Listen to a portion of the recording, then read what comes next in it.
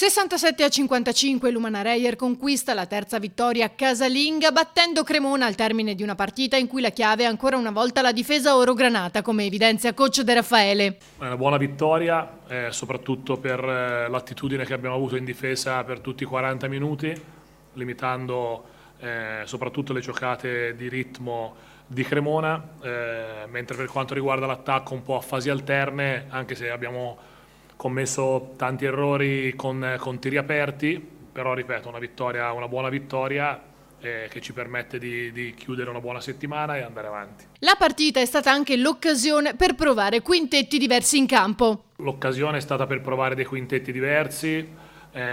Julian ha giocato tanti minuti da numero 4, a un certo punto ha giocato da 5 insieme a Austin Day.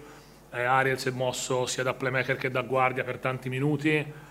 Stefano ha fatto due ruoli diversi, Bruno ha dato i suoi soliti minuti di qualità. Credo che sia anche, tra virgolette, la non conoscenza, nel senso non perché non si conoscono, perché sono quintetti diversi, con ruoli diversi. Austin ha fatto il 5, la cosa importante era certamente, ripeto, in tutti gli effettivi riuscire a mantenere un'attitudine difensiva che devo dire c'è stata fino all'ultimo possesso, e questa è assolutamente la nota più positiva di stasera.